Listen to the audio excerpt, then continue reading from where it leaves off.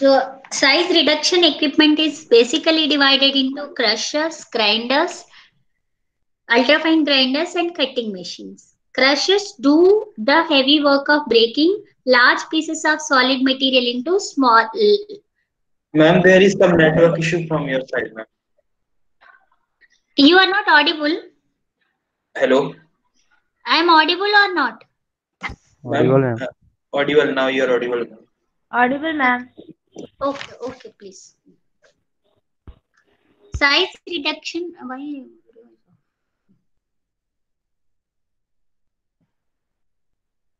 You can see the screen, right? Huh. Size reduction equipment is divided into crushers, grinders, ultrafine grinders, and cutting machines. Crushers do the heavy work of breaking large pieces of solid material into small lumps. A primary crusher operates on run-of-mine material, accepting anything that comes from the mine face and breaking into 150 to 250 that is 6 to 10 inch lumps. A secondary crusher reduces these lumps to particles, perhaps 6 in size. And then further, grinders reduce crushed feed to powder. The product from an intermediate grinder might pass a 40 mesh screen.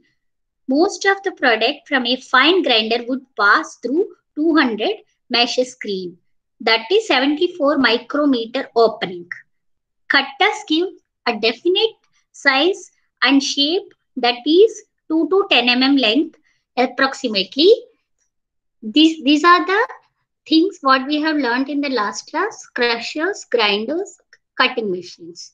Crushers approximately cut between crush between size reduction will be reduced between 200 to 1 by 4 inch, whereas grinders 5 to 20 inch. Ultrafine grinders 1 to 50 μm. Okay, and cutting machine 2 to 10 in length. They cut the according to the shape and size. In this class, we are talking about crushers, especially primary crushers and secondary crushers. Primary crushers are two types: jaw crushers, gyratory crushers. Whereas secondary crushers are two types: smooth roll crushers and tooth roll crushers. So primary crushers are slow speed machines for coarse reduction of large quantities of solids. The main types are jaw crushers, gyratory crusher, smooth roll crusher, and tooth roll crushers.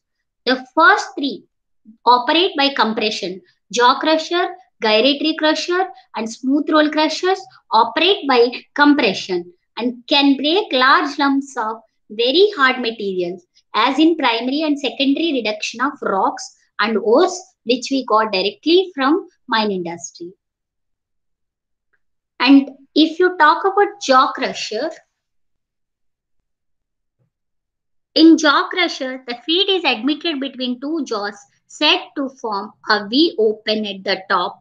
One jaw is stationary, the other is eccentric, reciprocates in a horizontal plane and crushes lumps caught between the jaws. This is the jaw crusher. If you see, jaw crusher's main component is they will be V type, V type opening will be there. V form of opening will be there. In the V form of opening, one jaw is stationary, another jaw is movable.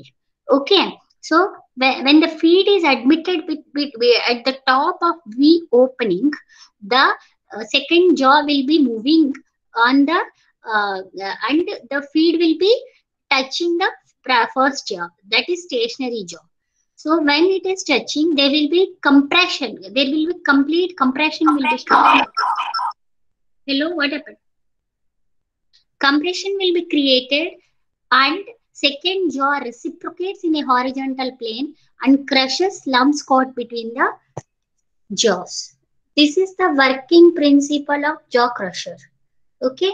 Jaw crusher working principle is when the feed is admitted between the V shape of two jaws.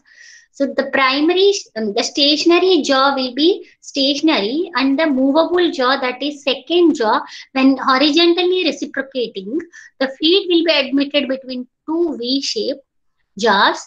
Then compression will be created. Ultimately, the feed will be crushed and we will be getting next stage of sizes. The whole jaw crusher look like this. Here if you see the basic components, there are two jaws, important jaws. One is stationary jaw, another is movable jaw. This movable jaw is also called swing jaw. Swing jaw, it is moving like, okay, in horizontal direction it will be moving. That will be supported by eccentric, okay, power. The power has to be supported. And then this cheek plate is called V shape. Somebody entered.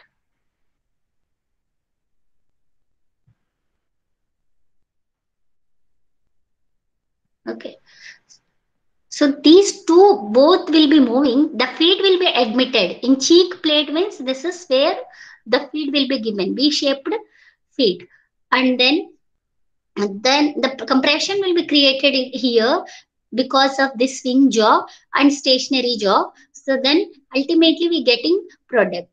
And this okay, and approximate size for the jaw crusher is 2 to 200, okay, 200 to mm. And jaw crusher uses compressive force, that is compression. We know what is compression. The compression is basically two rigid forces will be two rigid things will be there in between. The feed will be given, and when applied pressure on both the sides, the positive pressure will be applied on both the rigid surfaces. It will be the feed will be encountered with some compression, and then particles will be broken. And minimum movement at a discharge point and maximum movement at the V shape. So this is also very important. Minimum movement, when the movable jaw is moving at the top of V shape, it moves fast, whereas at the down, it moves with the small. Okay, and the discharge opening at the bottom, and sometimes crushing motion is both vertical and horizontal depending on the feed we have given.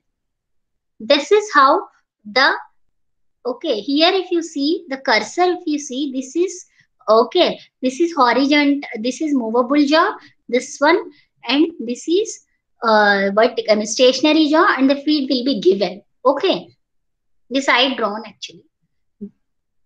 Next one is gyratory crusher. Gyratory crusher are conic. In a gyratory crusher, a conical crushing head gyrates inside a funnel-shaped casing. Over